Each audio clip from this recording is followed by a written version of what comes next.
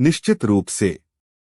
प्रस्तुत है अकबर और बीरबल की एक विस्तृत कहानी, अकबर का सवाल, बीरबल का कमाल, लगभग शब्दों में। यह कहानी न केवल एक पहेली और उसके समाधान पर केंद्रित है, बल्कि यह बादशाह अकबर के अंतर्मन, उनके शासन के आदर्शों और बीरबल की असाधारण बुद्धिमत्ता की गहराई को भी दर्शाती है। अकबर का सवाल, बीरबल का कमाल। अध्याय एक बेचैन शहंशाह। आगरा का किला अपनी पूरी भव्यता के साथ यमुना के किनारे खड़ा था।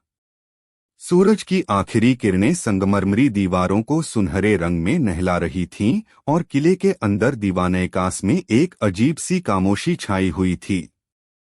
हिंदुस्तान के शहंशाह जलालुद्दीन मोहम्मद अकबर अपने आलीशान सिंहासन पर बैठे थे, लेकिन उनकी आंखों में वह चमक नहीं थी जो अक्सर उनकी सल्तनत की मजबूती और समृद्धि को दर्शाती थी।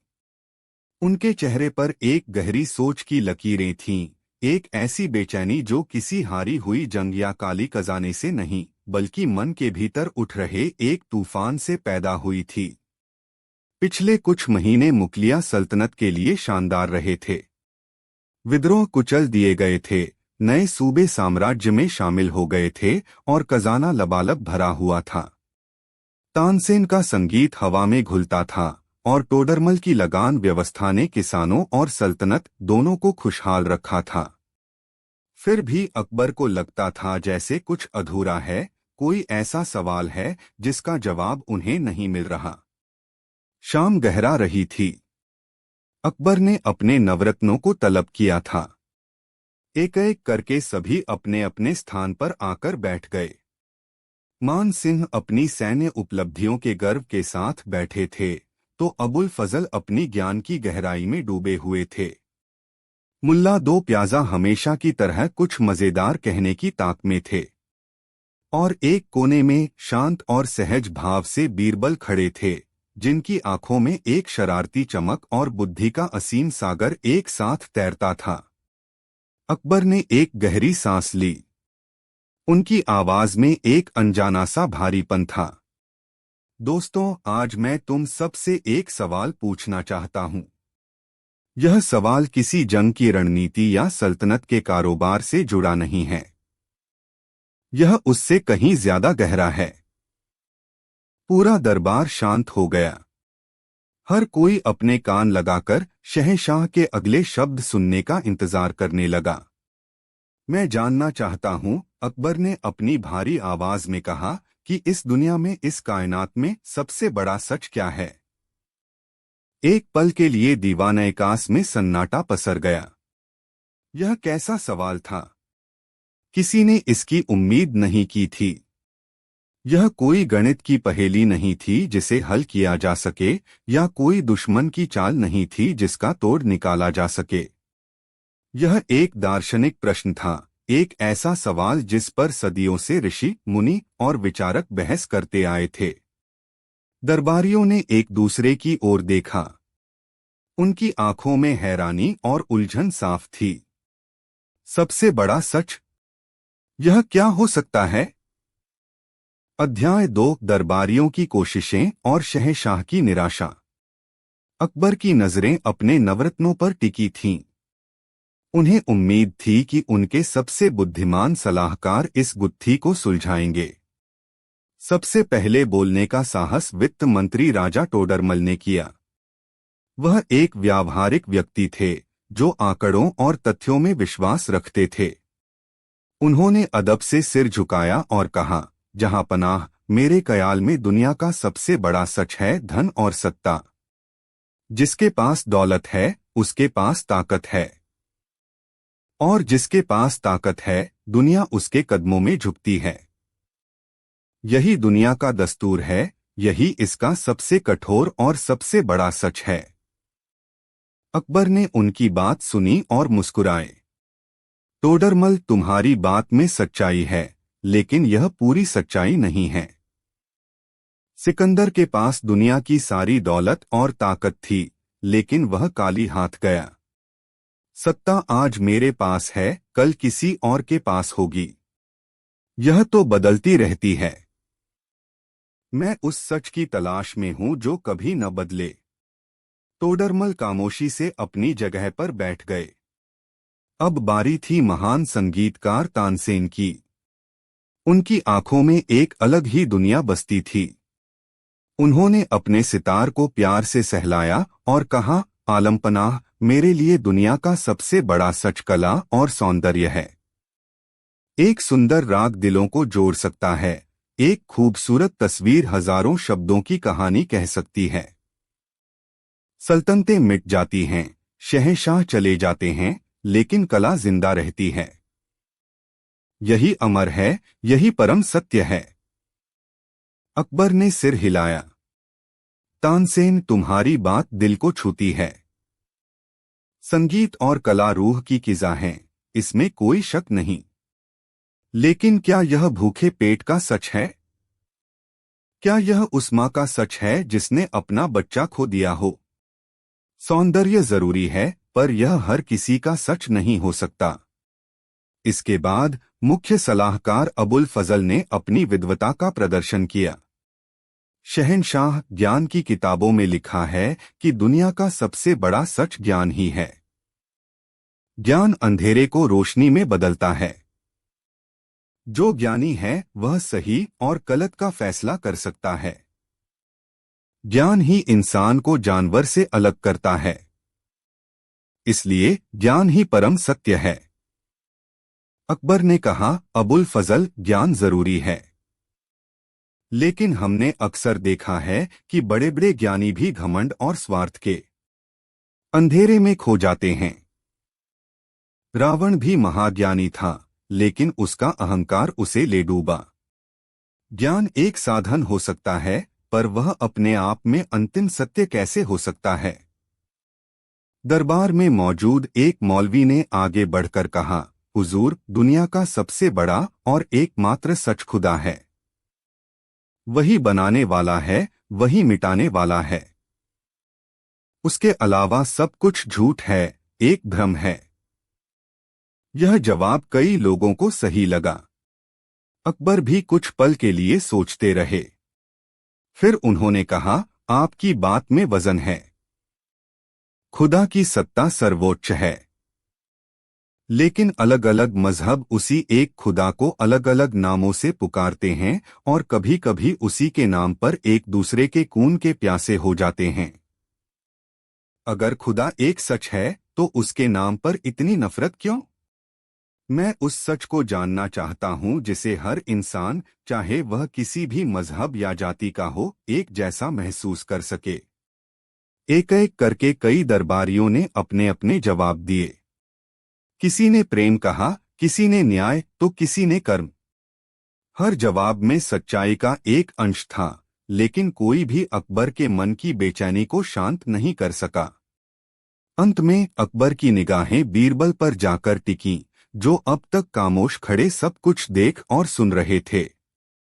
बीरबल, अकबर ने कहा, पूरा दरबार अपनी अक्ल दौड़ा चुका है। अब तुम ही बताओ, तुम्हारी नजर में दुनिया का सबसे बड़ा सच क्या है? बीरबल ने अदब से सिर झुकाया। जहां पनाह, यह सवाल जितना सरल दिखता है, उतना ही गहरा है। इसका जवाब किसी किताब में नहीं मिलेगा, नहीं किसी एक शब्द में दिया जा सकता है। इस सच को जानने के लिए मुझे उसे देखना होगा, महसूस करना होगा।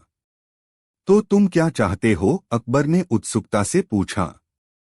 बीरबल ने कहा, आलमपनाह, मुझे 40 दिनों की मोहलत चाहिए, और इस दौरान मुझे आपकी सल्तनत में एक आम आदमी का भेष धरकर घूमने की इजाजत दी जाए। मैं इस सच को महलों की दीवारों के बाहर, आपकी रियाया के बीच जाकर खोजना चाहता हूँ।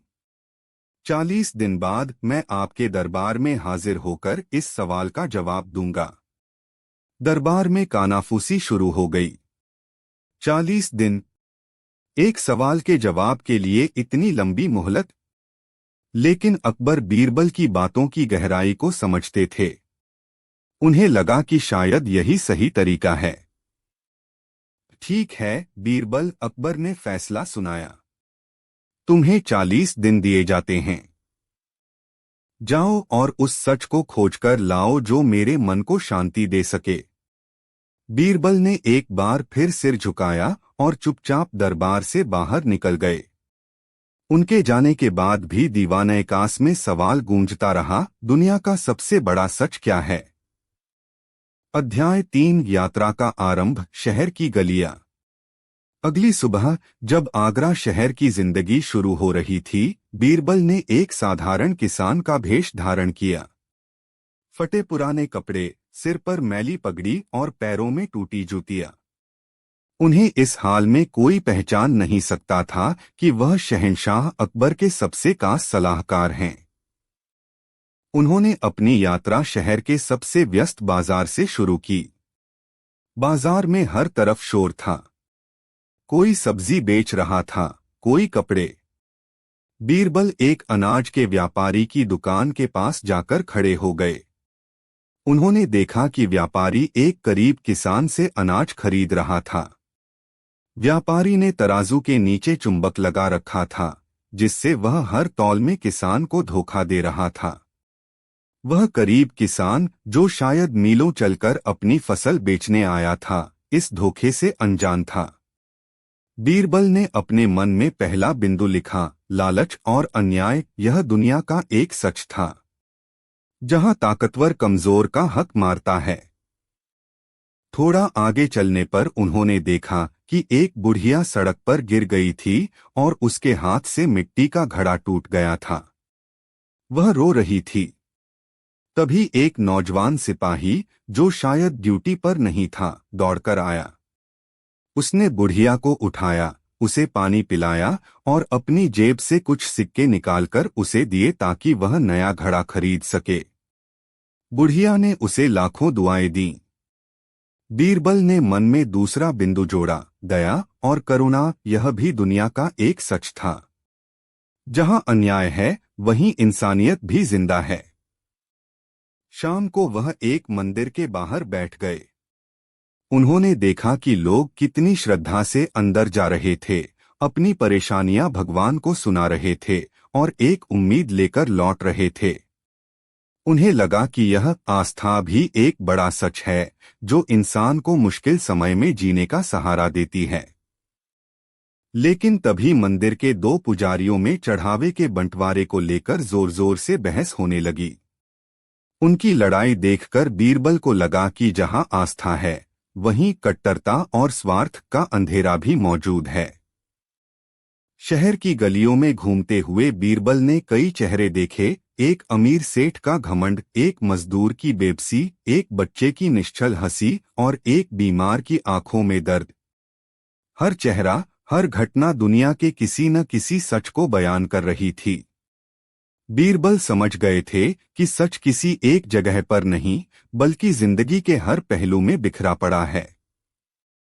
अध्याय 4 गांव का जीवन, धरती का सच।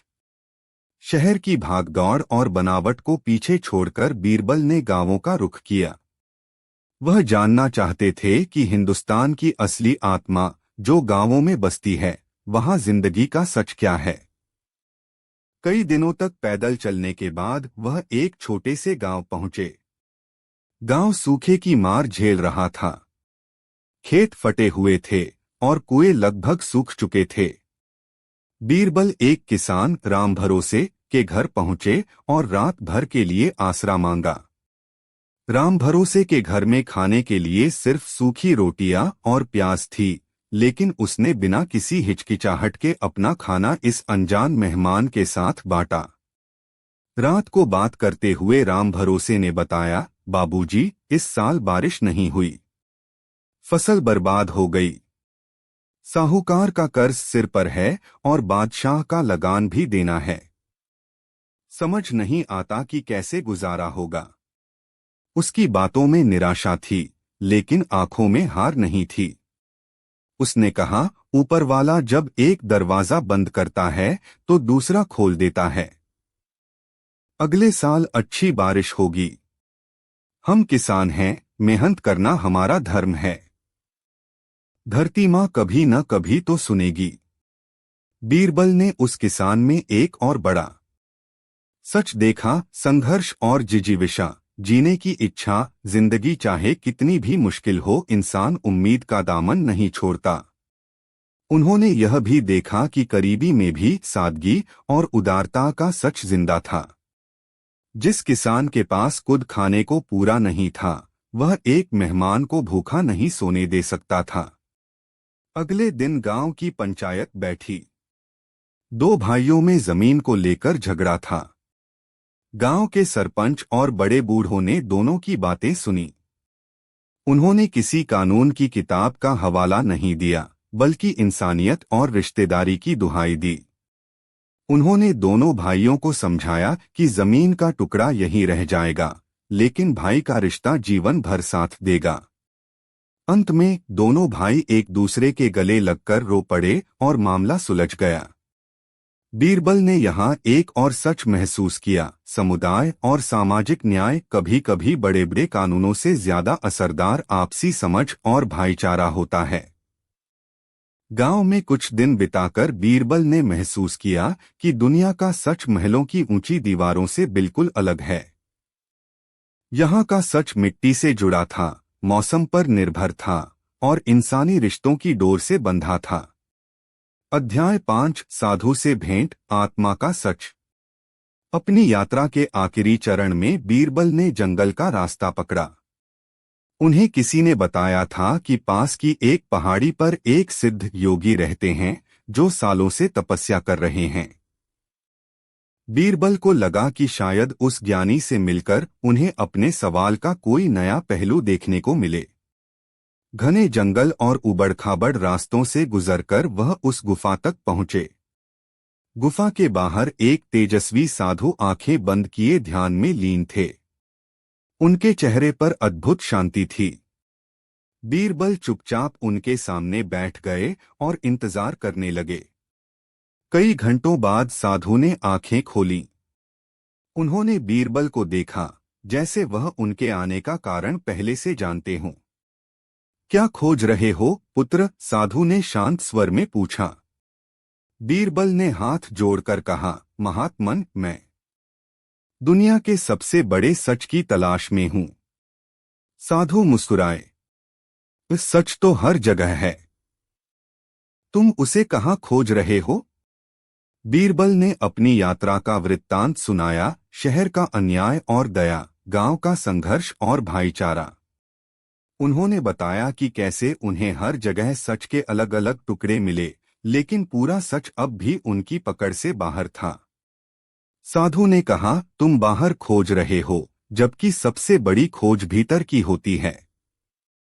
यह जो दुनिया तुम देख रहे हो, यह महल, यह जंगल, यह सुख, यह दुख, यह सब नश्वर है। आज जो राजा है, कल वह मिट्टी में मिल जाएगा। आज जो युवा है, कल वह बूढ़ा हो जाएगा। आज जो सुंदर है, कल वह मुरझा जाएगा। इस दुनिया का एक बड़ा सच है, अनित्यता, यानी कुछ भी स्थायी नहीं है। तो फिर स्थायी क्या है गुरुवर? बीरबल ने पूछा। स्थायी है वह जो इस बदलाव को देख रहा है, साधु ने अपनी उंगली बीरबल के हृदय की ओर करते हुए कहा। तुम्हारे भीतर बैठी चेतना, तुम्हारी आत्मा। शरीर बदलता है, मन बदलता है, लेकिन आत्मा वही रहती है। सबसे बड़ी खोज आत्म की खोज है। जब तुम खुद को जान लोगे तो तुम दुनिया के सारे सच जान लोगे। साधु की बातों ने बीरबल के दिमाग में एक नया दरवाजा खोल दिया। उन्हें अब तक मिले सारे टुकड़े एक साथ जुड़ते हुए दिखाई देने लगे। उन्होंने साधु को प्रणाम किया और वापस आगरा की ओर चल पड़े। उनके पास अब अपने सवाल का जवाब था, एक ऐसा जवाब जो किसी एक शब्द या वाक्य में नहीं, बल्कि एक पूरे अनुभव में छिपा था। अध्याय 6, वापसी और दरबार में प्रस्तुति। 40वां दिन आ गया। आगरा के दीवानैकास में आज फिर वही दरबार लगा था। अकबर अपने सिंहासन पर थे और उनकी आंखें दरवाजे पर टिकी थीं। सभी दरबारी उत्सुक थे कि बीरबल क्या जवाब लेकर आएंगे। क्या वह इस गुत्थी को सुलझा पाए या काली हाथ लौटेंगे? तभी बीरबल ने दरबार में प्रवेश किया। उनके चेहरे पर 40 दिनों की यात्रा की थकान थी, लेकिन आंखों में एक नई चमक, एक आत्मविश्वास था। उन्होंने शहंशाह को झुककर सलाम किया।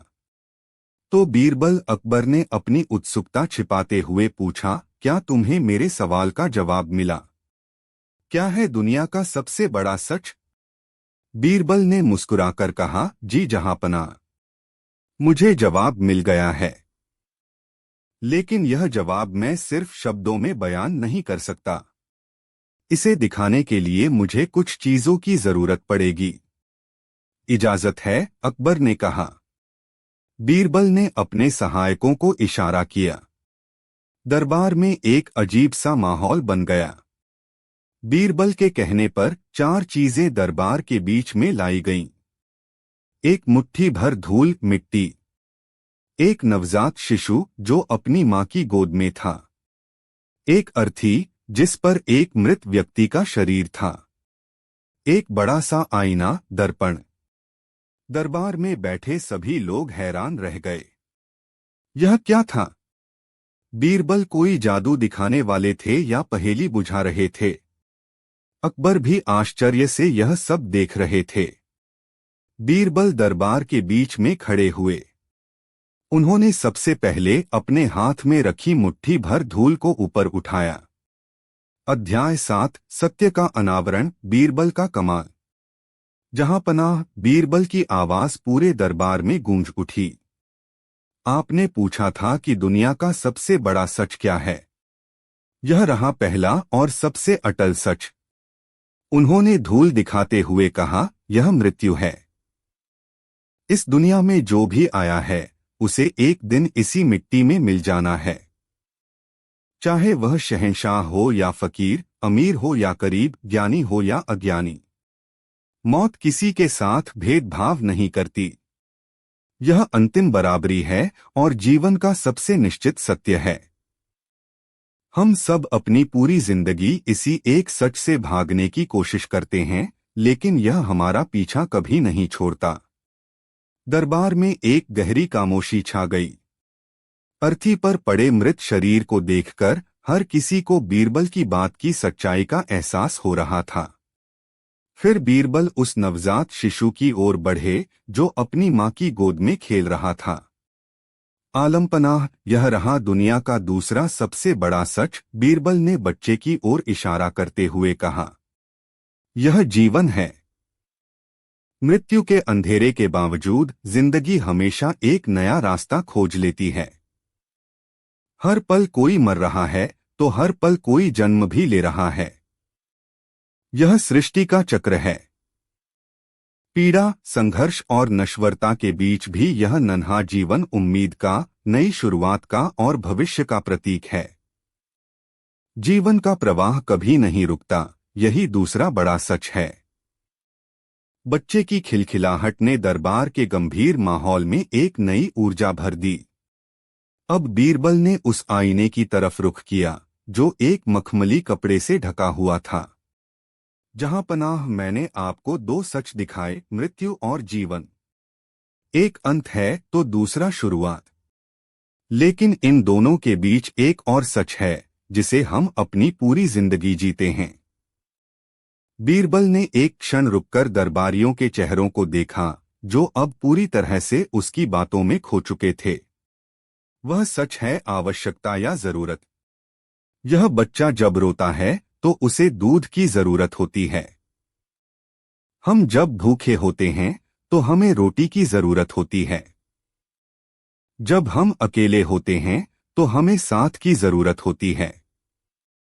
एक किसान को बारिश की जरूरत है, एक राजा को वफादार सलाहकारों की जरूरत है। हमारी पूरी जिंदगी इन्हीं जरूरतों को पूरा करने की जद्दोजहद में गुजर जाती है।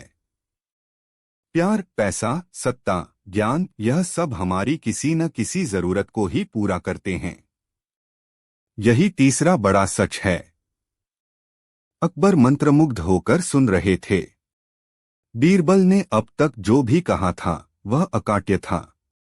अंत में बीरबल उस बड़े आईने के पास गए।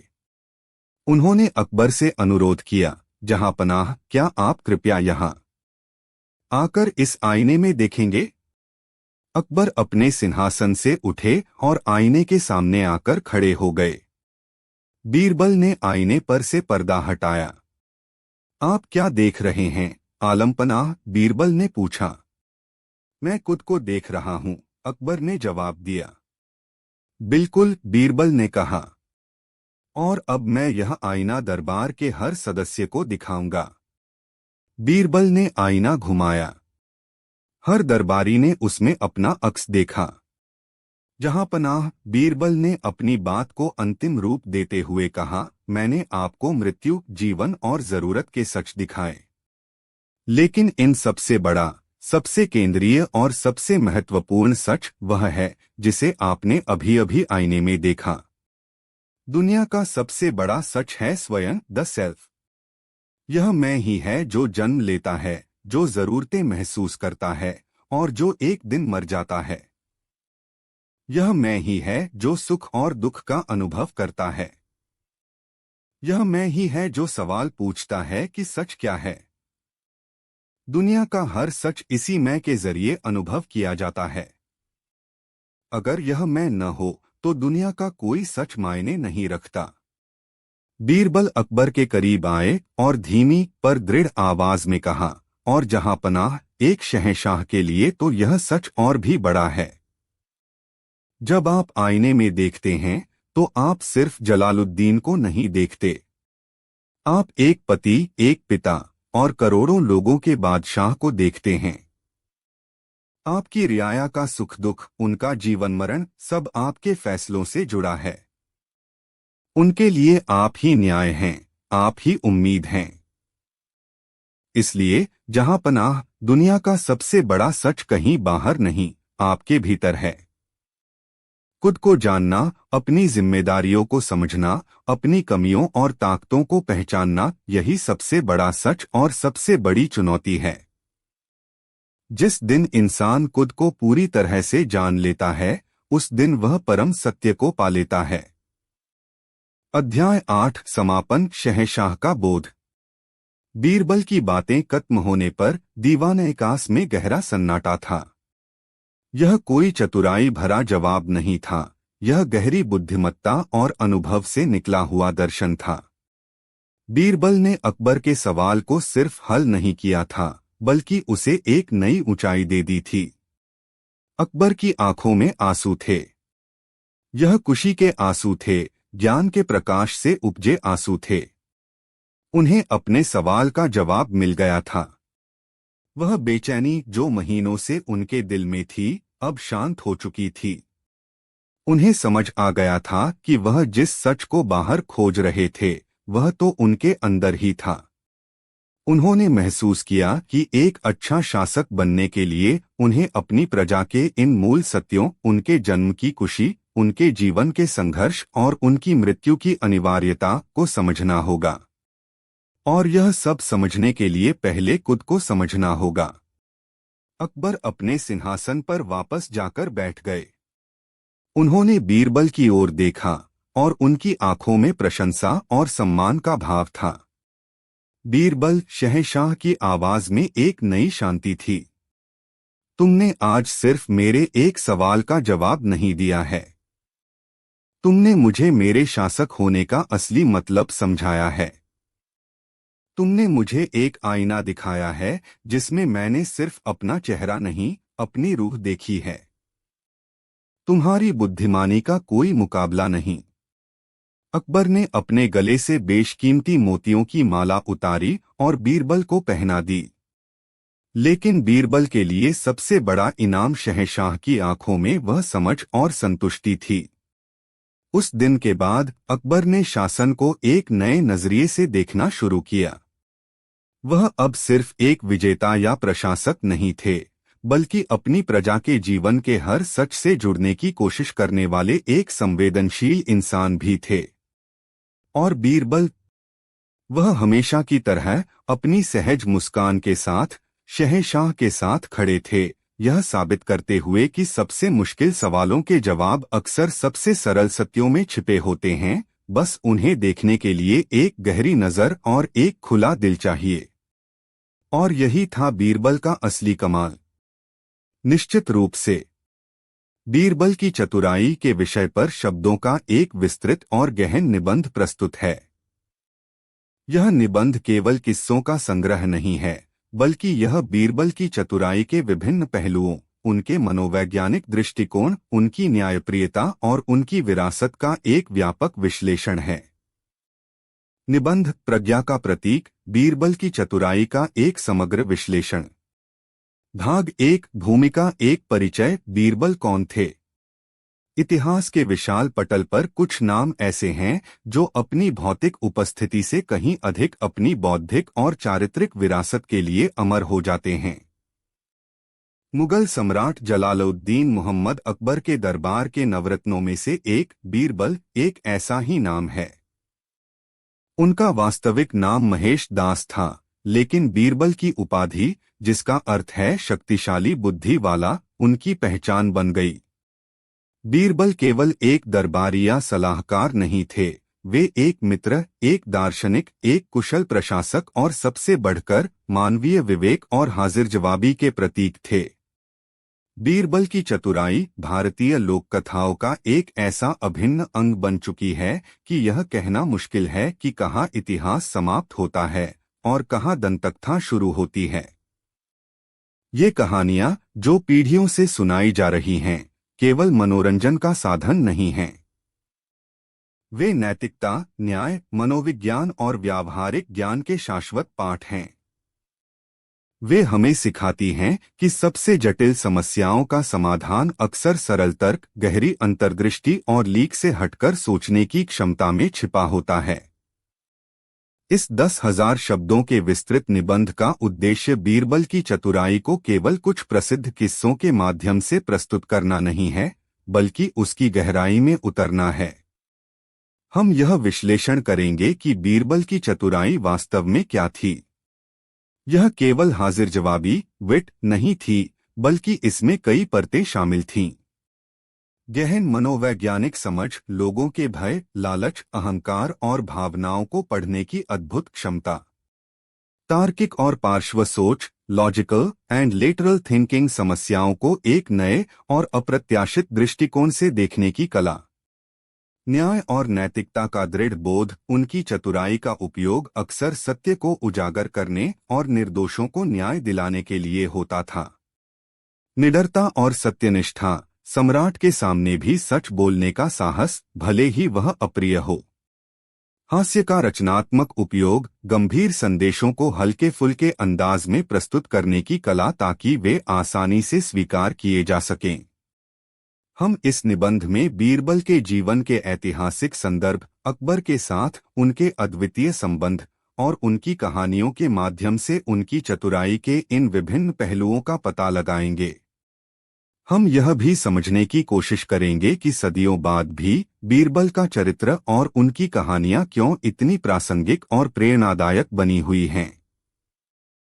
यह निबंध बीरबल को केवल एक चतुर दरबारी के रूप में नहीं, बल्कि मानवीय बुद्धि और विवेक के एक कालातीत प्रतीक के रूप में स्थापित करने का एक प्रयास है। भाग 2, चतुराई की एनाटोमिया, बीरबल की बुद्धि के मूल तत्व। बीरबल की चतुराई को समझने के लिए हमें इसे अलग अलग घटकों में तोड़ना होगा। उनकी बुद्धि एक मल्टीफैसेटेड रत्न की तरह थी, जिसका हर पहलू एक अलग तरह की चमक बिखेरता था। एक मानव मनोविज्ञान के पारखी।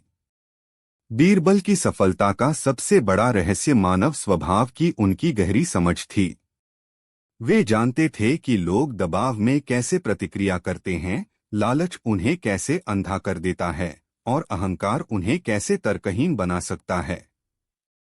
उनकी कई कहानियां इस बात का प्रमाण हैं कि वे कैसे लोगों की मनोवैज्ञानिक कमजोरियों का उपयोग करके सच्चाई तक पहुंचते थे। उदाहरण, चोर की दाढ़ी में तिनका वाली कहानी। जब बीरबल ने घोषणा की कि असली चोर की दाढ़ी में एक तिनका फंसा होगा, तो असली चोर ने अवचेतन रूप से अपनी दाढ़ी को छू लिया। बीरबल ने भौतिक तिनके की बात नहीं की थी, उन्होंने अपराध बोध के मनोवैज्ञानिक तिनके की बात की थी, जो चोर को असहज कर देगा। यह क्रिया भौतिक प्रमाण नहीं थी, बल्कि एक मनोवैज्ञानिक स्वीकारोक्ति थी जिसे केवल बीरबल जैसा पारखी ही समझ सकता था। दो पार्श्व सोच, लेटरल थिंकिंग के प्रणेता। पार्श्व सोच का अर्थ है समस्याओं को पारंपरिक सीधी रेखा वाले तर्क के बजाय अप्रत्याशित कोणों से देखना। बीरबल इस कला में माहिर थे। जब हर कोई एक समस्या के समाधान में फंसा होता था, बीरबल एक ऐसा रास्ता खोज निकालते थे जिसके बारे में किसी ने सोचा भी नहीं होता था। उदाहरण, रेखा को बिना मिटाए छोटा करना। जब अकबर ने एक रेखा खींचकर उसे बिना छुए या मिटाए छोटा करने की चुनौती दी तो सभी दरबारियों ने हार मान ली। वे समस्या के दायरे में बंधे थे। बीरबल ने बस उसके नीचे एक लंबी रेखा खींच दी।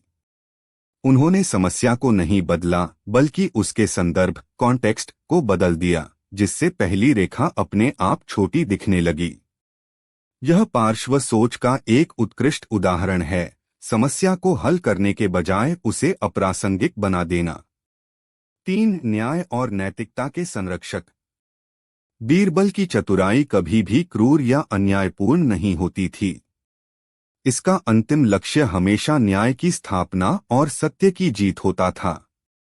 वे अपनी बुद्धि का उपयोग कमजोरों की रक्षा करने और शक्तिशाली के अहंकार को नियंत्रित करने के लिए करते थे।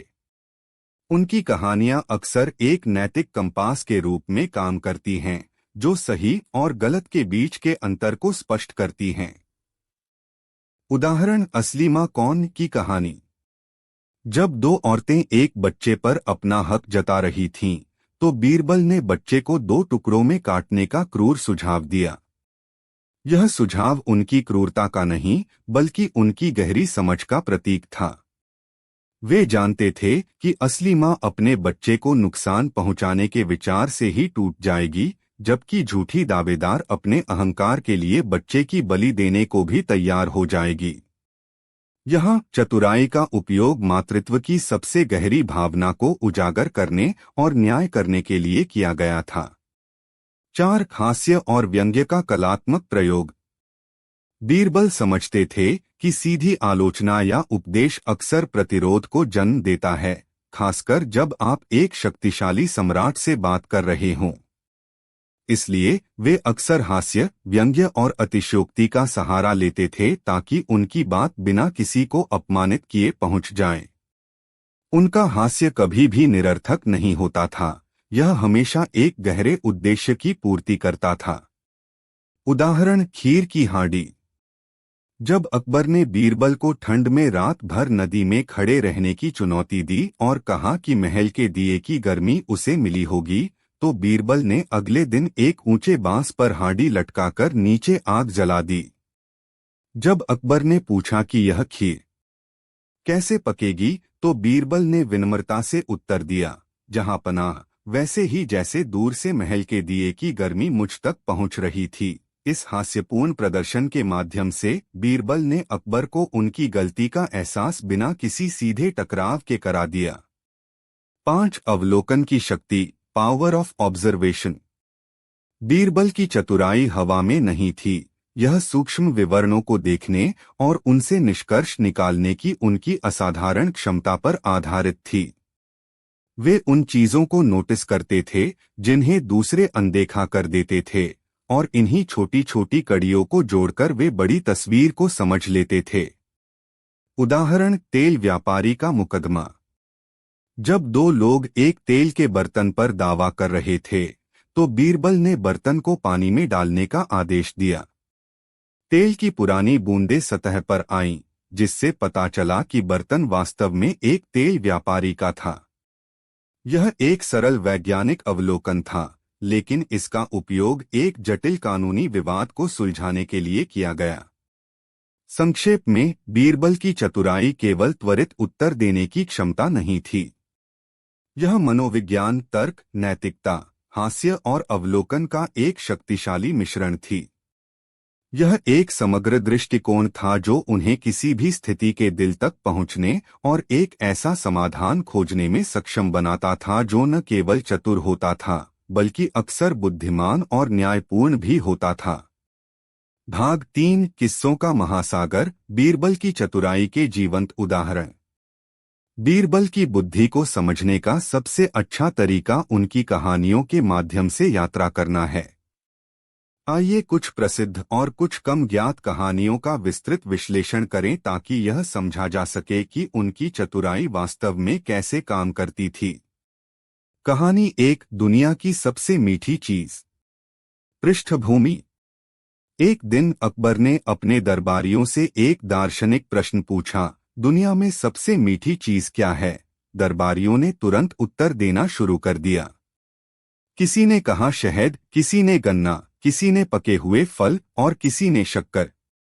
अकबर इन उत्तरों से संतुष्ट नहीं थे क्योंकि ये बहुत सही थे। उन्होंने बीरबल की ओर देखा, जो चुपचाप बैठे थे। बीरबल का समाधान। बीरबल ने विनम्रता से कहा, जहां पनाह, मेरे अनुसार दुनिया की सबसे मीठी चीज वाणी या ज़बान है।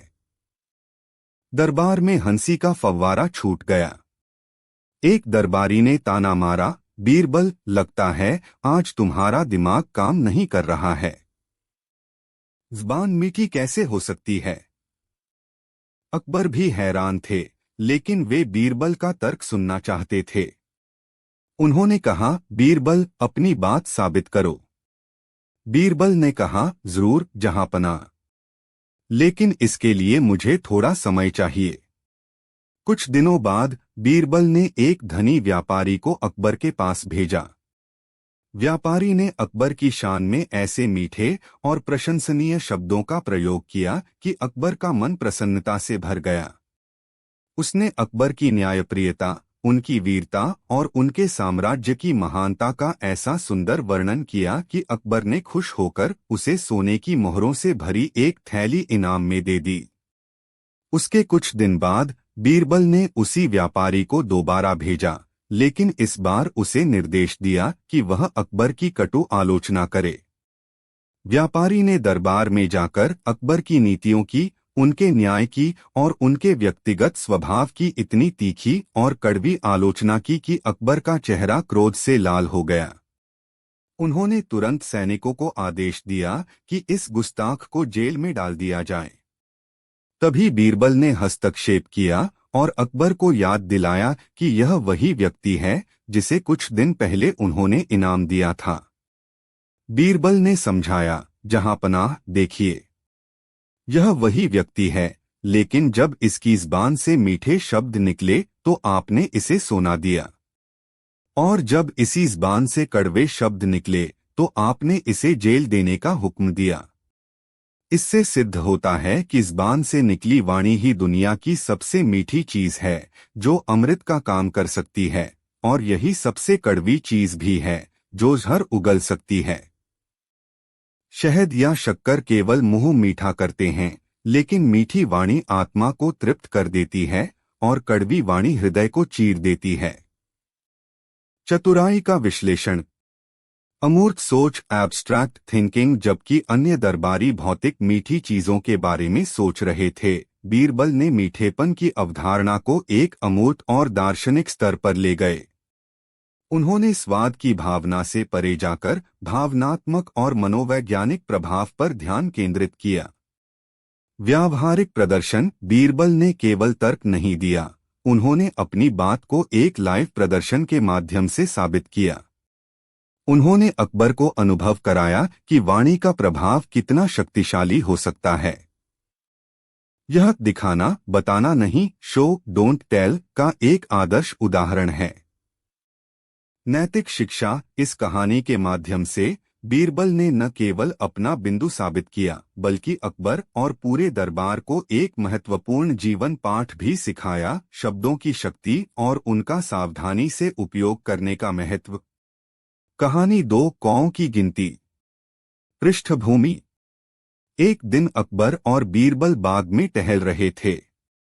अकबर को शरारत सूझी।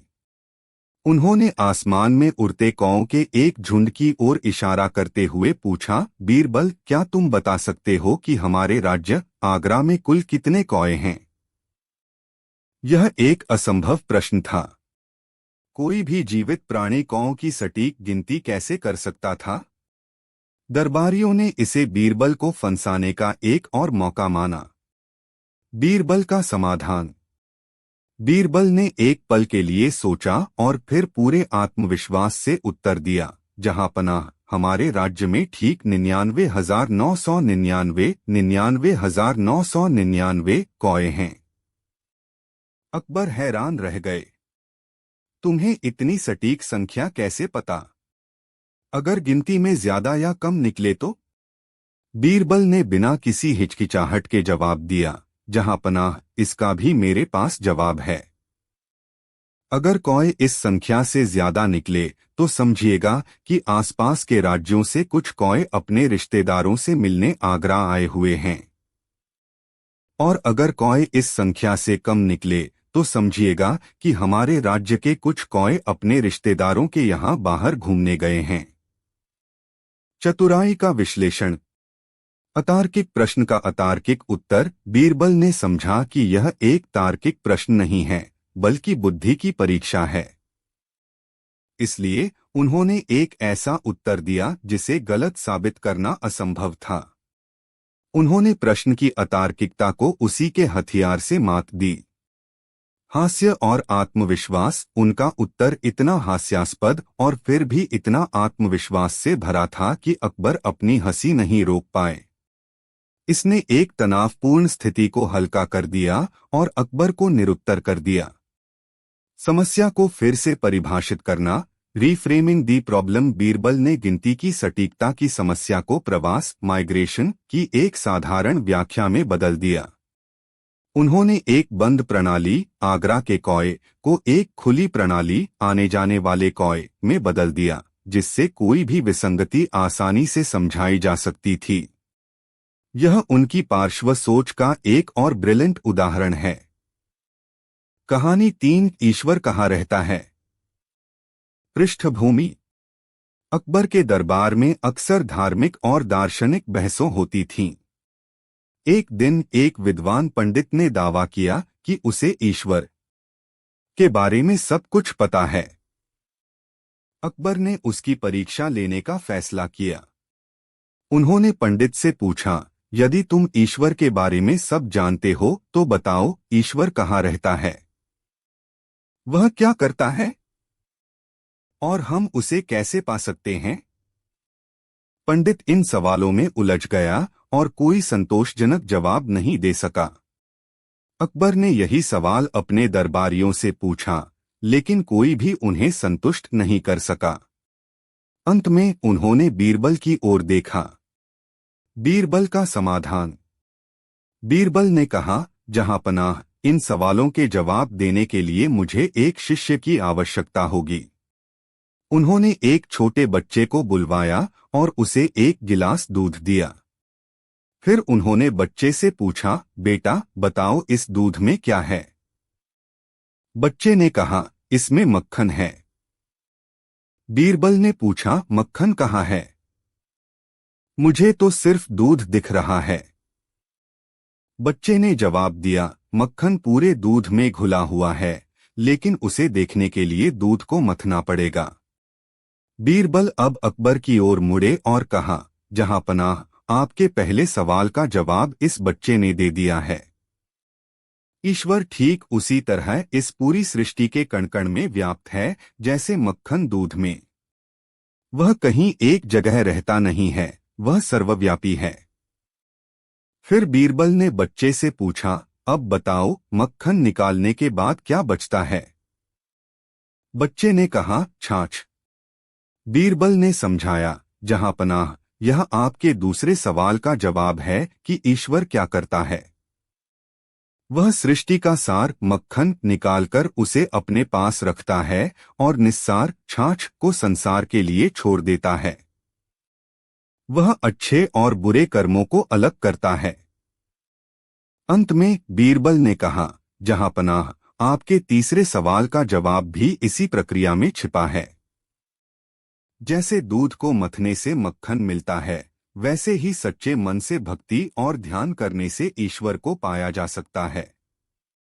उसे खोजने के लिए बाहरी यात्रा की नहीं, बल्कि आंतरिक मंथन की आवश्यकता है। चतुराई का विश्लेषण। रूपक और सादृश्य, मेटाफोर एंड एनालॉजी। बीरबल ने ईश्वर जैसी एक जटिल और अमूर्त अवधारणा को समझाने के लिए दूध और मक्खन जैसे एक सरल दैनिक जीवन के रूपक का उपयोग किया। यह रूपक इतना शक्तिशाली था कि कोई भी इसे आसानी से समझ सकता था।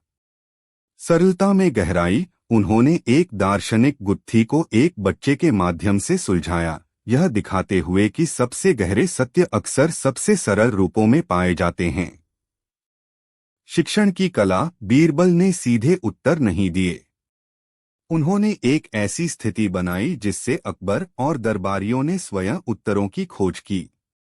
यह शिक्षण की सुकराती पद्धति, सोक्रेटिक मेथड के समान है, जहां प्रश्नों के माध्यम से ज्ञान का अनावरण किया जाता है। भाग 4। अकबर और बीरबल, एक अद्वितीय बौद्धिक साझेदारी।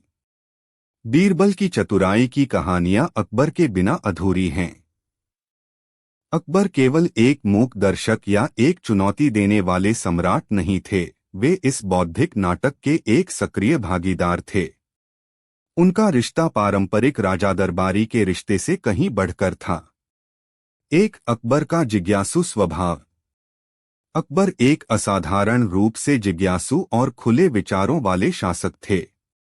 वे केवल युद्ध और प्रशासन में ही नहीं, बल्कि धर्म, दर्शन, कला और विज्ञान में भी गहरी रुचि रखते थे। उनका दीन-ए-इलाही इसी खुलेपन का प्रमाण था। यह अकबर की यही जिज्ञासा थी जो बीरबल की बुद्धि को चमकने के लिए एक मंच प्रदान करती थी। वे अक्सर ऐसे प्रश्न पूछते थे जो दूसरों को मूर्खतापूर्ण लगते थे, लेकिन वास्तव में वे गहरी अंतर्दृष्टि की ओर ले जाते थे। 2, एक सुरक्षित बौद्धिक स्थान। अकबर ने बीरबल को एक ऐसा सुरक्षित स्थान प्रदान किया जहां वे बिना किसी डर के अपनी राय व्यक्त कर सकते थे। बीरबल जानते थे कि भले ही उनकी बात सम्राट को नाराज कर दे, लेकिन उनकी बुद्धि और निष्ठा पर कभी संदेह नहीं किया जाएगा। यह विश्वास ही था जो बीरबल को खीर की हांडी जैसी कहानियों के माध्यम से अकबर को उनकी गलतियों का एहसास कराने का साहस देता था। यह एक ऐसा रिश्ता था जहां एक दरबारी अपने राजा का शिक्षक भी बन सकता था। 3, बौद्धिक द्वंद्व, इंटेलेक्चुअल स्पारिंग। अकबर और बीरबल के बीच का संवाद अक्सर एक बौद्धिक शतरंज के खेल जैसा होता था। अकबर एक चुनौती पेश करते थे और बीरबल एक अप्रत्याशित चाल से उसका जवाब देते थे। यह केवल मनोरंजन नहीं था, यह दोनों के लिए एक मानसिक व्यायाम था।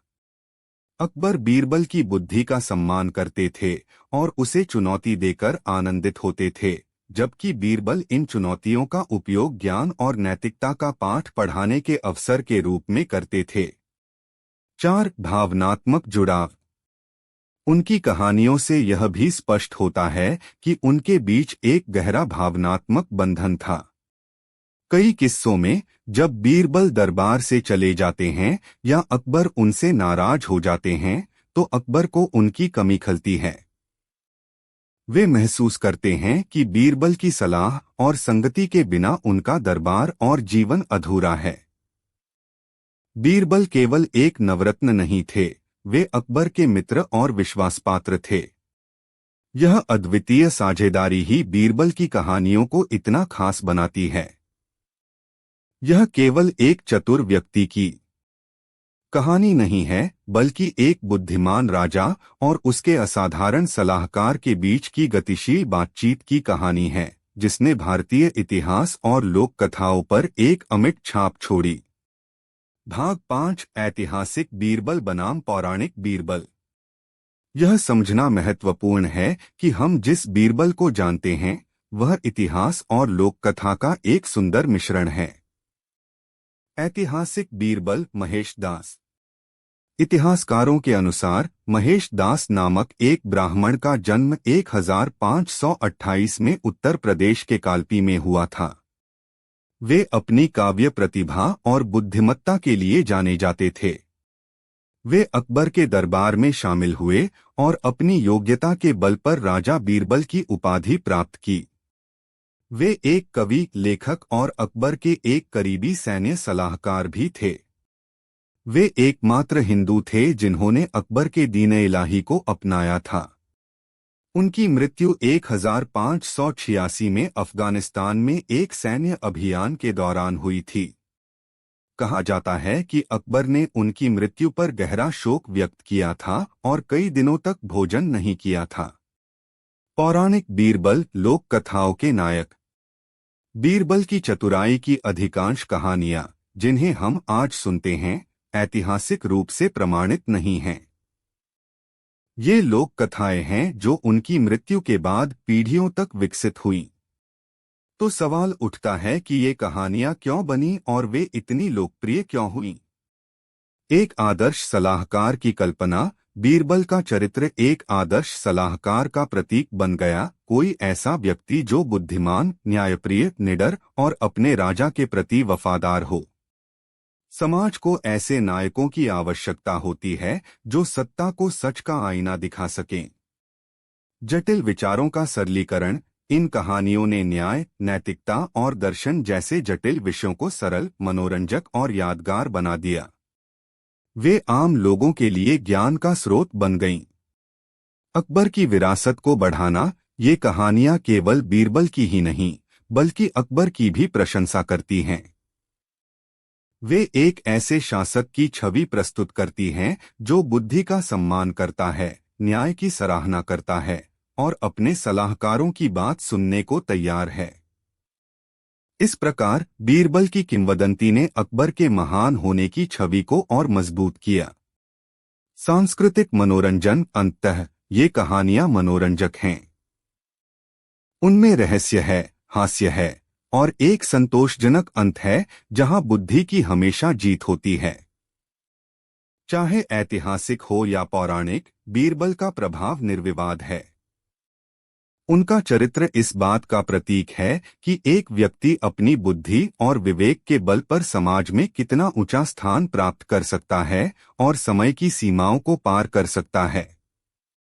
भाग 6। बीरबल की विरासत और आधुनिक प्रासंगिकता। 400 साल से भी अधिक समय बीत चुका है, लेकिन बीरबल की कहानियां आज भी उतनी ही प्रासंगिक हैं। ऐसा क्यों है? क्योंकि वे जिन सिद्धांतों पर आधारित हैं, तर्क, एम्पथी और रचनात्मक समस्या समाधान, वे शाश्वत हैं। एक, आधुनिक प्रबंधन और नेतृत्व, modern management and leadership.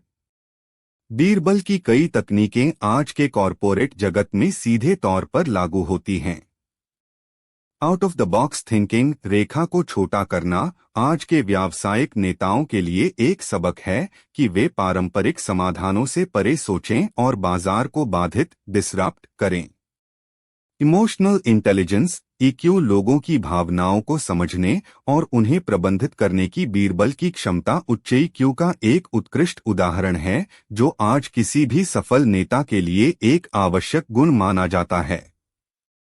Conflict resolution, Birbal के तरीके अक्सर संघर्ष को सीधे संबोधित करने के बजाय उसे रचनात्मक रूप से हल करने पर केंद्रित होते थे। खीर की हांडी की कहानी एक असहमत बॉस को फीडबैक देने का एक मास्टर क्लास है। प्रॉब्लम सॉल्विंग, बीरबल ने हमें सिखाया कि किसी भी समस्या को हल करने से पहले उसे सही ढंग से परिभाषित करना कितना महत्वपूर्ण है। 2, शिक्षा प्रणाली में महत्व। बीरबल की कहानियां बच्चों को महत्वपूर्ण जीवन कौशल सिखाने का एक शानदार तरीका है। वे न केवल उनकी कल्पना को उत्तेजित करती हैं, बल्कि उन्हें नैतिक दुविधाओं, तार्किक तर्क और महत्वपूर्ण सोच, क्रिटिकल थिंकिंग से भी परिचित कराती हैं। वे सिखाती हैं कि ज्ञान केवल किताबों को रटने से नहीं, बल्कि अवलोकन और प्रश्न पूछने से आता है। 3, कानूनी और न्यायिक प्रणाली। असली मां कौन किया, तेल व्यापारी का मुकदमा जैसी कहानियां इस बात पर प्रकाश डालती हैं कि न्याय के लिए केवल कानून के अक्षर का पालन करना ही नहीं, बल्कि उसकी आत्मा को समझना भी आवश्यक है। वे फोरेंसिक मनोविज्ञान और परिस्थितिजन्य साक्ष्य के महत्व को रेखांकित करते हैं। 4, व्यक्तिगत जीवन में। व्यक्तिगत स्तर पर बीरब निश्चित रूप से प्रस्तुत है बादशाह अकबर के एक गहन सवाल और बीरबल के असाधारण जवाब की एक विस्तृत कहानी लगभ शब्दों में। अकबर का सवाल, बीरबल का जवाब। अध्याय 1। शहंशाह का बेचैन मन। आगरा के किले की दीवारों पर शाम का सिंदूरी रंग उतर रहा था। यमुना का पानी सोने की तरह चमक रहा था और ठंडी हवा के झोंके मुगल साम्राज्य की शान और वैभव की कहानियां सुना रहे थे। दीवाने खास में हिंदुस्तान के शहंशाह जलालुद्दीन मोहम्मद अकबर संगमरमर के खंभों के बीच अपने मखमली सिंहासन पर विराजमान थे। उनके चारों ओर उनके नवरत्न और अन्य प्रमुख दरबारी बैठे थे, लेकिन आज दरबार की रौनक कुछ फीकी थी। शहंशाह के चेहरे पर एक गहरी सोच की लकीरें थीं, जो उनकी बेचैनी को दर्शा रही थीं। अकबर ने अपने जीवन में सब कुछ हासिल कर लिया था। उन्होंने एक विशाल साम्राज्य का निर्माण किया था, जो हिंदुकुश से लेकर बंगाल की खाड़ी तक फैला था। उनकी सेनाएं अजेय थीं, उनके खजाने सोने चांदी और जवाहरातों से भरे थे, और उनकी सल्तनत में कला, साहित्य और ज्ञान का अभूतपूर्व विकास हो रहा था। फिर भी एक सवाल उनके मन को मथ रहा था। यह सवाल किसी युद्ध या संधि के बारे में नहीं था, बल्कि जीवन के सार के बारे में था। काफी देर की खामोशी के बाद अकबर ने अपनी भारी आवाज में कहा, हमारे दरबार में एक से बढ़कर एक ज्ञानी और अनुभवी लोग मौजूद हैं। आज हम आप सबसे एक सवाल पूछना चाहते हैं। सभी दरबारी सतर्क हो गए। शहंशाह का सवाल हमेशा एक चुनौती होता था। अकबर ने अपनी गहरी आंखों से सभा को देखा और पूछा, इस दुनिया में सबसे बड़ी चीज क्या है? वह कौन सी एक चीज है जो सबसे अधिक शक्तिशाली, सबसे अधिक मूल्यवान और सबसे अधिक स्थायी है? क्या वह ईश्वर है, या प्रेम, या ज्ञान, या कुछ और? यह सवाल एक साधारण पहेली नहीं था। यह दर्शन, धर्म और जीवन के अनुभव का निचोड़ था। दरबार में सन्नाटा छा गया। हर कोई अपने अपने ज्ञान और विवेक के अनुसार इस गूढ़ प्रश्न का उत्तर खोजने लगा। अध्याय 2। दरबारियों के उत्तर। सबसे पहले सेनापति मान सिंह खड़े हुए। अपनी फौलादी आवाज में उन्होंने कहा, जहांपनाह, मेरे विचार में दुनिया की सबसे बड़ी और शक्तिशाली चीज शक्ति है। सैन्य बल। जिसके पास अजेय सेना हो, वह दुनिया पर राज कर सकता है। शक्ति से ही साम्राज्य बनते हैं और टिकते हैं। शक्ति के बिना न धन सुरक्षित है, न ज्ञान का कोई मान है। अकबर ने सिर हिलाया, लेकिन उनके चेहरे पर संतुष्टि का भाव नहीं था। उन्होंने कहा, मान सिंह, आपकी बात में सच्चाई है, लेकिन क्या शक्ति स्थायी है? सिकंदर के पास अपार शक्ति थी, पर आज उसका साम्राज्य कहाँ है? शक्ति समय के साथ घटती बढ़ती है। यह स्थायी नहीं हो सकती। इसके बाद खजांची टोडरमल ने अपनी राय रखी। आलमपनाह, गुस्ताखी माफ हो, लेकिन मेरे अनुभव के अनुसार दुनिया की सबसे बड़ी चीज धन है। स्वर्ण और संपदा। धन से सेनाएं खरीदी जा सकती हैं, महल बनाए जा सकते हैं, और ज्ञानियों को संरक्षण दिया जा सकता है। भूखे पेट भजन नहीं होता, जहांपना। धन ही हर सुख और शक्ति का आधार है। अकबर ने मुस्कुराते हुए कहा, टोडरमल जी, धन की महत्ता से कौन इनकार कर सकता है? लेकिन क्या धन सबसे मूल्यवान है? क्या यह मन की शांति खरीद सकता है? क्या यह मृत्यु को टाल सकता है? एक अमीर व्यापारी भी अपनी अंतिम सांसों के लिए अपना सारा धन लुटाने को तैयार हो जाता है। तो धन स्थायी कैसे हुआ? अब बारी थी विद्वान दरबारी फैजी की। उन्होंने अदब से झुककर कहा, शहंशाह हिंद, मेरे मतानुसार संसार की सबसे बड़ी चीज ज्ञान है। ज्ञान वह प्रकाश है जो अंधकार को दूर करता है। ज्ञान से ही सही और गलत का भेद पता चलता है। शक्ति और धन अज्ञानियों के हाथ में विनाश का कारण बन सकते हैं, जबकि ज्ञानी पुरुष अपनी बुद्धि से पूरी दुनिया को राह दिखा सकता है। ज्ञान ही अमर है, क्योंकि यह एक पीढ़ी से दूसरी पीढ़ी तक जाता है। अकबर फैजी के उत्तर से कुछ प्रभावित हुए। उन्होंने कहा, फैजी, आपकी बात में गहराई है। ज्ञान निश्चित रूप से बहुत मूल्यवान है, लेकिन क्या कोरा ज्ञान पर्याप्त है? हमने ऐसे कई पंडित और विद्वान देखे हैं जो शास्त्रों के ज्ञाता तो हैं, पर उनके दिलों में करुणा और मानवता नहीं है। उनका ज्ञान उन्हें अभिमानी बना देता है। तो क्या ऐसा ज्ञान सबसे बड़ा हो सकता है? एक एक करके सभी दरबारियों ने अपने विचार रखे। किसी ने प्रेम को सबसे बड़ा बताया, तो किसी ने न्याय को, किसी ने ईश्वर का नाम लिया, तो किसी ने समय को सर्वोपरि बताया। अकबर ने सबकी बातें ध्यान से सुनी, लेकिन कोई भी उत्तर उनके मन को पूरी तरह से संतुष्ट नहीं कर पाया। हर उत्तर में कुछ न कुछ कमी थी, वह अधूरा लग रहा था। उनकी आंखें अब उस एक व्यक्ति को ढूंढ रही थीं, जो अब तक चुपचाप चेहरे पर एक हल्की मुस्कान लिए यह सब देख सुन रहा था। वह थे उनके सबसे प्रिय मित्र और सलाहकार बीरबल। अध्याय 3 बीरबल का रहस्यमयी प्रस्ताव। अकबर ने बीरबल की ओर देखा। बीरबल, पूरा दरबार अपनी राय दे चुका है, सिवाय तुम्हारे। क्या तुम्हारे पास हमारे सवाल का कोई जवाब नहीं है, या तुम भी बाकी लोगों की तरह उलझन में हो?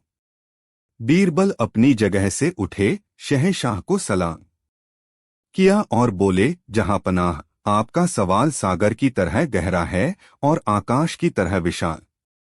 इसका उत्तर एक शब्द या एक वाक्य में नहीं दिया जा सकता। दरबारियों ने जो कुछ भी कहा, शक्ति, धन, ज्ञान, प्रेम, ये सभी महान हैं, लेकिन इनमें से कोई भी अपने आप में पूर्ण नहीं है। तो फिर पूर्ण उत्तर क्या है? बीरबल अकबर ने अधीरता से पूछा। बीरबल ने मुस्कुराते हुए कहा, आलमपनाह, इस सवाल का जवाब शब्दों में नहीं, बल्कि जीवन के अनुभवों में छिपा है। यदि आप मुझे अनुमति दें, तो मैं आपको इसका उत्तर दिखा सकता हूं, बता नहीं सकता। दिखा सकते हो? इसका क्या मतलब है? अकबर की जिज्ञासा बढ़ गई। जहांपनाह, बीरबल ने कहा, मुझे 1 महीने का समय दीजिए। इस 1 महीने के लिए हम दोनों साधारण किसान या व्यापारी का भेष बदलकर अपनी सल्तनत के दूरदराज के इलाकों की यात्रा करेंगे। हम महलों और किलों से दूर आम लोगों के बीच रहेंगे। मैं वादा करता हूं कि इस यात्रा के अंत में आपको आपके सवाल का जवाब खुद ब खुद मिल जाएगा। यह एक प्रस्ताव था। शहंशाह का भेष बदलकर घूमना खतरे से खाली नहीं था। दरबारियों ने कानाफूसी शुरू कर दी। यह तो पागलपन है। शहंशाह की सुरक्षा का क्या होगा? लेकिन अकबर को बीरबल पर अटूट विश्वास था। वह जानते थे कि बीरबल की हर बात के पीछे कोई गहरा अर्थ होता है। उन्हें यह विचार रोमांचक भी लगा। एक राजा के रूप में वह हमेशा अपनी प्रजा को महलों की ऊंचाइयों से देखते थे। उनके करीब जाने का, उनके जीवन को समझने का यह एक सुनहरा अवसर था। अकबर ने एक लंबा सांस लिया और फैसला सुनाया, ठीक है बीरबल, हम तुम्हें यह अवसर देते हैं। तैयारी करो। कल सूर्योदय से पहले हम इस यात्रा पर निकलेंगे। हमारी अनुपस्थिति में शासन का कार्यभार मान सिंह और टोडरमल संभालेंगे। दरबार में आश्चर्य और चिंता की लहर दौड़ गई, लेकिन शहंशाह का हुक्म पत्थर की लकीर था। बीरबल के चेहरे पर वही रहस्यमयी मुस्कान थी, जैसे वह जानते हों कि आने वाला महीना हिंदुस्तान के शहंशाह की सोच को हमेशा के लिए बदलने वाला था। अध्याय 4 यात्रा का आरंभ, शक्ति का भ्रम। अगली सुबह जब आगरा का किला गहरी नींद में था, 2 साधारण दिखने वाले आदमी फटे पुराने कपड़ों में अपने घोड़ों पर सवार होकर चुपचाप शहर से बाहर निकल गए। एक अधेड़ उम्र का रौबदार चेहरे वाला व्यक्ति था जो खुद को जलाल कह रहा था, और दूसरा उससे कुछ छोटा तेज आंखों वाला व्यक्ति जो बलबीर के नाम से जाना जाता था। वे कोई और नहीं बल्कि भेष बदले हुए अकबर और बीरबल थे। उनकी पहली मंजिल गंगा के किनारे बसा एक सुदूर गांव था। कई दिनों की यात्रा के बाद वे उस गांव में पहुंचे। गांव देखने में समृद्ध लग रहा था, हरे भरे खेत, मजबूत घर। लेकिन लोगों के चेहरों पर एक अजीब सा डर और उदासी थी। उन्होंने एक सराय में ठिकाना लिया और वहां के लोगों से बातचीत शुरू की। जल्द ही उन्हें पता चला कि गांव का जमींदार हरनाम सिंह एक बहुत ही क्रूर और शक्तिशाली आदमी था। उसके पास अपने लठैत थे और वह गांव वालों से मनमाना लगान वसूलता था। जो कोई भी उसकी बात मानने से इनकार करता, उसे बुरी तरह पीटा जाता या उसकी जमीन छीन ली जाती थी। उसकी शक्ति के आगे किसी की नहीं चलती थी। अकबर, जो खुद को जलाल कह रहे थे, ने बीरबल से कहा, देखो बलबीर, मान सिंह गलत नहीं थे। यहाँ शक्ति ही सब कुछ है। इस हरनाम सिंह के पास ताकत है, इसलिए पूरा गांव उसके कदमों में है। बीरबल ने सिर्फ मुस्कुराकर कहा, जहां पनाह, थोड़ा सब्र रखें, कहानी अभी बाकी है। कुछ दिनों बाद प्रकृति ने अपना रौद्र रूप दिखाया। मानसून की बारिश उम्मीद से कहीं ज्यादा तेज हुई। गंगा नदी में भयानक बाढ़ आ गई। पानी गांव में घुसने लगा। खेत डूब गए, फसलें बर्बाद हो गईं और लोगों के घर ढहने लगे। इस आपदा के समय जमींदार हरनाम सिंह की शक्ति धरी की धरी रह गई। उसके लठैत खुद अपनी जान बचाने के लिए भाग खड़े हुए। उसका आलीशान घर भी पानी में घिर गया। वह अपनी छत पर खड़ा असहाय होकर अपनी डूबती हुई दौलत और खत्म होती हुई शक्ति को देख रहा था। बाढ़ के पानी ने उसकी शक्ति को एक झटके में बहा दिया था। दूसरी ओर गांव के साधारण लोग एक दूसरे की मदद कर रहे थे। एक गरीब किसान, जिसका नाम राम भरोसे था, अपनी छोटी सी नाव में लोगों को सुरक्षित ऊंचे स्थानों पर पहुंचा रहा था। उसने अपने घर में कई परिवारों को शरण दी थी और अपने मीगर भोजन को सबके साथ बांट रहा था। अकबर और बीरबल भी उसकी मदद कर रहे थे। एक शाम जब वे सब आग के चारों ओर बैठे थे, अकबर ने राम भरोसे से पूछा, तुम्हारी अपनी फसल बर्बाद हो गई, घर में पानी भर गया, फिर भी तुम इतने शांत हो और दूसरों की मदद कर रहे हो। राम भरोसे ने एक गहरी सांस लेकर कहा, बाबूजी, बाढ़ तो हर कुछ साल में आती जाती रहती है। आज जमींदार की सारी हैकड़ी निकल गई। उसकी ताकत पानी के सामने तिनके की तरह उड़ गई। असली ताकत तो इंसानियत में होती है, एक दूसरे का हाथ थामने में होती है। फसल तो अगली बार फिर उग आएगी, लेकिन अगर इंसानियत मर गई तो कुछ नहीं बचेगा। उस रात अकबर को नींद नहीं आई। उन्होंने पहली बार शक्ति की सीमाओं को इतनी करीब से देखा था। एक क्रूर जमींदार की शक्ति, जिसे वह अजेय समझ रहे थे, प्रकृति के एक थपेड़े में नष्ट हो गई थी।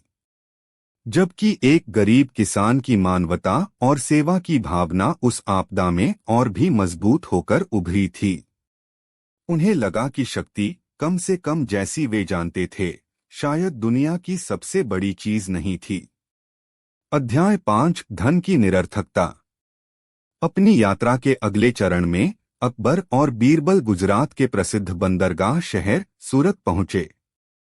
सूरत उस समय व्यापार का एक बड़ा केंद्र था और वहां देश विदेश के व्यापारी आते थे। शहर की गलियां चहल पहल से भरी थीं और हवा में मसालों, इत्र और व्यापार की गंध घुली हुई थी। यहां उन्होंने धन की शक्ति को करीब से देखने का फैसला किया। बीरबल उन्हें शहर के सबसे अमीर व्यापारी सेठ हीराचंद की हवेली के पास ले गए। हीराचंद की हवेली किसी महल से कम नहीं थी।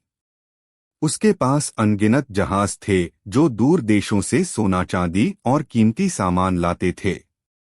शहर का हर बड़ा सौदा उसकी मर्जी से होता था। अकबर ने कहा, बीरबल देखो, यह है धन की ताकत। तोडरमल की बात यहाँ सच साबित होती है। इस आदमी के पास सब कुछ है, सम्मान, प्रभाव और हर तरह का सुख। बीरबल ने फिर वही रहस्यमय मुस्कान के साथ कहा, चलिए जहां पनाह, इस सुख को थोड़ा और करीब से देखते हैं। उन्होंने पता लगाया कि सेठ हीराचंद बीमार था और उसे नींद न आने की बीमारी थी। वह हर रात बेचैनी में करवटें बदलता रहता था। उसे हमेशा डर लगा रहता था कि कोई उसका धन लूट लेगा, उसके जहाज डूब जाएंगे या उसके अपने बेटे उसे धोखा दे देंगे। एक दिन भेष बदले अकबर और बीरबल एक हकीम के सहायक बनकर सेठ की हवेली में दाखिल हुए। उन्होंने देखा कि सेठ सोने के बिस्तर पर लेटा था, रेशमी चादर ओढ़े, लेकिन उसके चेहरे पर गहरी पीड़ा और अशांति थी। दुनिया के बेहतरीन हकीम उसका इलाज कर रहे थे, लेकिन कोई भी उसे मन की शांति नहीं दे पा रहा था। सेठ ने कराहते हुए हकीम, जिसके साथ अकबर थे, से कहा, हकीम जी, मेरा सारा धन ले लो, बस मुझे एक रात की सुकून की नींद दे दो। इस दौलत ने मुझे दिया क्या है?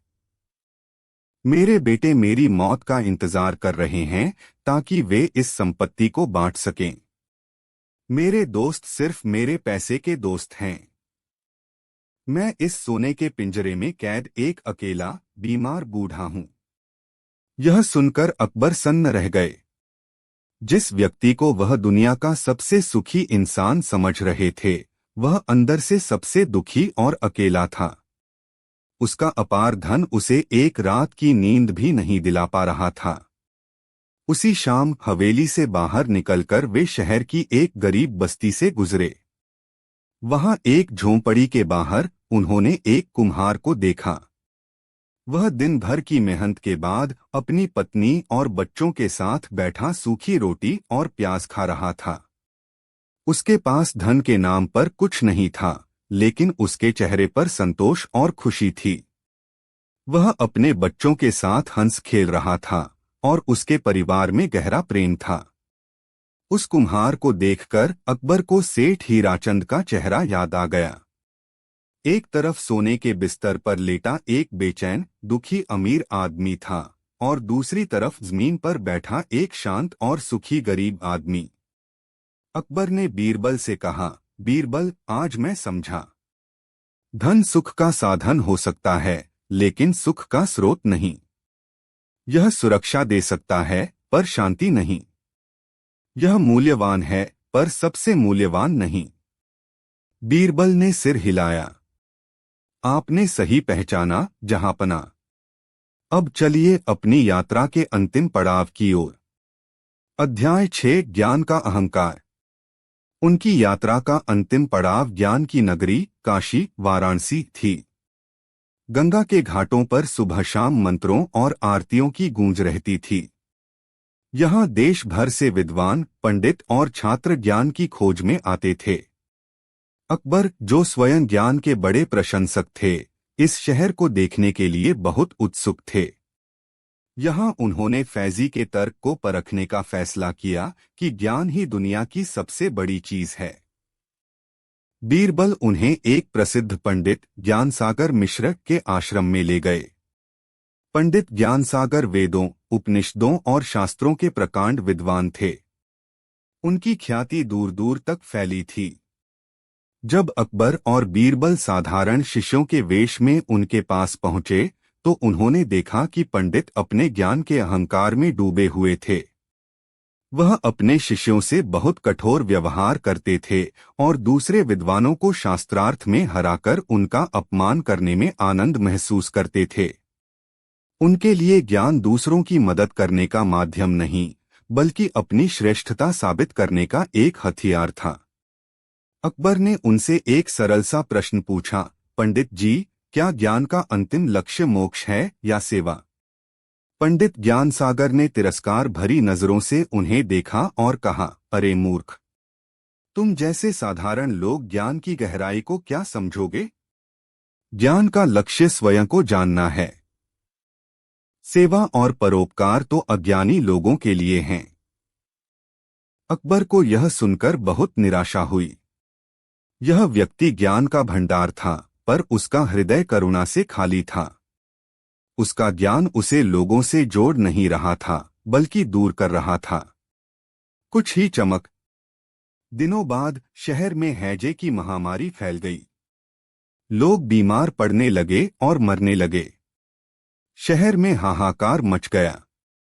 ऐसे समय में लोगों को मार्गदर्शन और सांत्वना की आवश्यकता थी। लेकिन पंडित ज्ञानसागर ने क्या किया? उन्होंने महामारी के डर से खुद को अपने आश्रम में बंद कर लिया। उन्होंने घोषणा की कि यह लोगों के पापों का फल है और वह किसी भी बीमार व्यक्ति से नहीं मिलेंगे, कहीं उन्हें भी यह बीमारी न लग जाए। उनका सारा ज्ञान, सारे शास्त्र इस संकट के समय लोगों के किसी काम नहीं आए। दूसरी ओर उसी शहर में एक साधारण वैद्य रहते थे, जिनका नाम जीवनराम था। वे कोई बड़े शास्त्रीय विद्वान नहीं थे, लेकिन उन्हें जड़ी बूटियों का अच्छा ज्ञान था और उनका हृदय दया से भरा था। उन्होंने अपनी जान की परवाह किए बिना दिन रात बीमारों की सेवा की। वह घर घर जाकर लोगों का इलाज करते, उन्हें दवा देते और ढांढस बंधाते। अकबर और बीरबल भी वैद्य जी के साथ लोगों की मदद करने लगे। अकबर ने देखा कि लोग अहंकारी पंडित ज्ञानसागर को कोस रहे थे, लेकिन दयालु वैद्य जीवनराम को भगवान की तरह पूज रहे थे। एक दिन एक मरते हुए व्यक्ति ने वैद्य जी के हाथ पकड़कर कहा, वैद्य जी, आप हमारे लिए ईश्वर हैं। पंडित जी के पास तो बस शब्द हैं, आपके पास कर्म हैं। यह सुनकर अकबर की आंखों में आंसू आ गए। उन्होंने महसूस किया कि ज्ञान, जब तक वह मानवता, करुणा और सेवा से न जुड़े, तब तक वह खोखला और व्यर्थ है। फैजी की बात भी अधूरी थी। ज्ञान अपने आप में सबसे बड़ी चीज नहीं हो सकता। अध्याय 7, जवाब का अनावरण। 1 महीने की यात्रा समाप्त हो चुकी थी। अकबर और बीरबल वापस आगरा की ओर लौट रहे थे। इस 1 महीने में शहंशाह अकबर एक बदले हुए इंसान बन चुके थे। उन्होंने शक्ति का भ्रम, धन की निरर्थकता और ज्ञान के अहंकार को अपनी आंखों से देखा था। वह अब एक राजा की तरह नहीं, बल्कि एक दार्शनिक की तरह सोच रहे थे। वापस दीवाने खास में उसी सिंहासन पर बैठकर अकबर ने अपने नवरत्नों को फिर से इकट्ठा किया। सब उनके चेहरे पर एक नई और शांति देखकर हैरान थे। अकबर ने बीरबल की ओर देखा और मुस्कुराए। बीरबल, हम अपनी यात्रा से लौट आए हैं। अब हम उस सवाल का जवाब सुनने को तैयार हैं। बीरबल आगे आए और पूरी सभा को संबोधित करते हुए बोले, जहांपनाह और सभी उपस्थित गणमान्य व्यक्ति, हमने अपनी यात्रा में देखा कि न तो शक्ति, न धन और न ही ज्ञान अपने आप में सबसे बड़ी चीज है। उन्होंने रुककर सबकी ओर देखा और फिर अपनी गहरी, शांत आवाज में कहा, जहांपनाह, इस दुनिया में सबसे बड़ी, सबसे शक्तिशाली और सबसे मूल्यवान चीज है जरूरत। दरबार में कानाफूसी होने लगी। जरूरत? यह कैसा जवाब है? बीरबल ने समझाना शुरू किया। जब एक इंसान रेगिस्तान में प्यास से मर रहा हो, तो उसके लिए दुनिया की सबसे बड़ी और कीमती चीज एक गिलास पानी की जरूरत होती है। उस समय सोने का पहाड़ भी उसके लिए व्यर्थ है। जब कोई बाढ़ में डूब रहा हो, तो उसके लिए सबसे शक्तिशाली चीज एक तिनके के सहारे की जरूरत होती है। उस समय दुनिया की कोई सेना उसे नहीं बचा सकती। जब एक माँ का बच्चा भूख से बिलख रहा हो, तो उसकी सबसे बड़ी जरूरत रोटी का एक टुकड़ा होती है। उस समय दुनिया के सारे शास्त्र उसके लिए बेमानी हैं। और जहांपनाह, बीरबल ने सीधे अकबर की आंखों में देखते हुए कहा, एक प्रजा की सबसे बड़ी जरूरत एक न्यायप्रिय, दयालु और समझदार राजा होता है। एक ऐसा राजा जो उनकी जरूरतों को समझे और उन्हें पूरा करे। बीरबल ने अपनी बात को समाप्त करते हुए कहा, शक्ति, धन और ज्ञान ये तीनों तभी सार्थक और महान बनते हैं जब वे किसी की जरूरत को पूरा करने के काम आते हैं। शक्ति का प्रयोग कमजोरों की रक्षा की जरूरत के लिए होना चाहिए। धन का प्रयोग गरीबों की भूख मिटाने की जरूरत के लिए होना चाहिए। और ज्ञान का प्रयोग अज्ञानियों को राह दिखाने की जरूरत के लिए होना चाहिए। जब आप एक राजा के रूप में अपनी प्रजा की इन जरूरतों को पूरा करते हैं तो उनके दिलों में आपके लिए जो प्रेम और सम्मान पैदा होता है वही इस दुनिया की सबसे स्थायी चीज है। यही वह खजाना है जिसे न कोई छीन सकता है न समय मिटा सकता है। अध्याय 8 एक नई सुबह। बीरबल के शब्द दीवाने खास में गूंज रहे थे। हर कोई निशब्द था। उन्होंने इतने सरल शब्द में जीवन का इतना गहरा सत्य कभी नहीं सुना था। मान सिंह को हरनाम सिंह की टूटी हुई शक्ति याद आई। तोडरमल को सेठ हीराचंद का अकेलापन याद आया। फैजी को पंडित ज्ञानसागर का खोखला अहंकार याद आया। अकबर अपनी सिंहासन से उठे। उनकी आंखों में आंसू थे, लेकिन ये आंसू दुख के नहीं बल्कि ज्ञान के प्रकाश के थे। वह बीरबल के पास आए और उन्हें गले लगा लिया। उन्होंने भारी आवाज में कहा, बीरबल, आज तुमने हमारी आंखें खोल दी। तुमने हमें केवल एक सवाल का जवाब नहीं दिया, तुमने हमें राजधर्म का असली अर्थ सिखाया है। आज से मुगल सल्तनत का केवल एक ही लक्ष्य होगा, अपनी प्रजा की जरूरतों को समझना और उन्हें पूरा करना। उस दिन के बाद अकबर वास्तव में अकबर महान बने। उन्होंने अपनी नीतियों में अभूतपूर्व बदलाव किए। उन्होंने किसानों के लगान को और न्यायसंगत बनाया क्योंकि वे उनकी जरूरत समझते थे। उन्होंने गरीबों के लिए लंगर और सराय खुलवाए क्योंकि वे उनकी जरूरत समझते थे। उन्होंने सभी धर्मों के ज्ञानियों को एक मंच पर लाकर दीन-ए-इलाही की स्थापना की ताकि ज्ञान अहंकार का नहीं बल्कि एकता का माध्यम बने। उनका शासन केवल शक्ति और धन का प्रदर्शन नहीं रहा बल्कि सेवा और करुणा का प्रतीक बन गया। और बीरबल, वह हमेशा की तरह अपने बादशाह के मित्र और मार्गदर्शक बने रहे, यह साबित करते हुए कि सच्ची बुद्धिमत्ता महलों के ऐशो आराम में नहीं बल्कि जीवन की साधारण सच्चाइयों में निहित होती है। और इस तरह एक बादशाह के गहरे सवाल और एक बुद्धिमान मंत्री के असाधारण जवाब ने इतिहास की धारा को मोड़ दिया, यह सिखाते हुए कि दुनिया की सबसे बड़ी चीज कोई वस्तु या विचार नहीं बल्कि वह मानवीय जरूरत है जो हम सबको एक दूसरे से जोड़ती। देखा, उनमें डर नहीं बल्कि एक फौलादी संकल्प था। ठीक है बीरबल, अकबर ने कहा, हम तुम पर भरोसा करते हैं। बताओ हमें क्या करना होगा।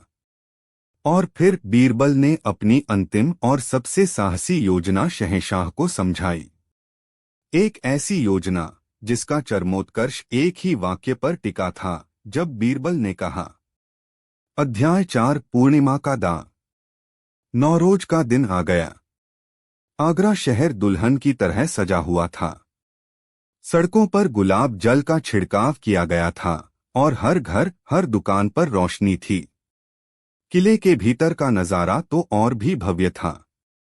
दीवान-ए-आम को ईरानी कालीनों, रेशमी पर्दों और सोने चांदी के झाड़फानूस से सजाया गया था।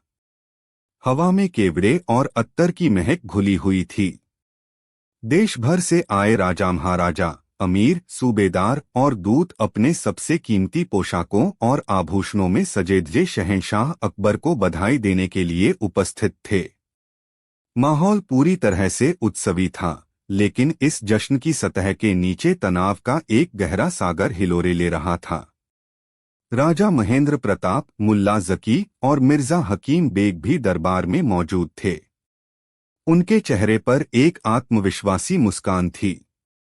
उन्हें लग रहा था कि वे अपने मकसद के बहुत करीब हैं। उनकी योजना के अनुसार जैसे ही शहंशाह तख्त पर बैठकर राजकीय सम्मान स्वीकार करना शुरू करते, महेंद्र प्रताप के कुछ वफादार सैनिक जो मेहमानों की भीड़ में शामिल थे, शहंशाह पर हमला कर देते। उसी समय मुल्ला जकी के लोग शहर में दंगे भड़का देते, जिससे पूरी सल्तनत में अफरातफरी मच जाती। और मिर्जा हकीम बेग का काम था इस पूरी घटना को एक आंतरिक विद्रोह का रूप देना, ताकि बीदर की सल्तनत बाद में शांति स्थापित करने के बहाने हस्तक्षेप कर सके। शहंशाह अकबर अपने भव्य सिंहासन तख्ते ताऊस की ओर बढ़े।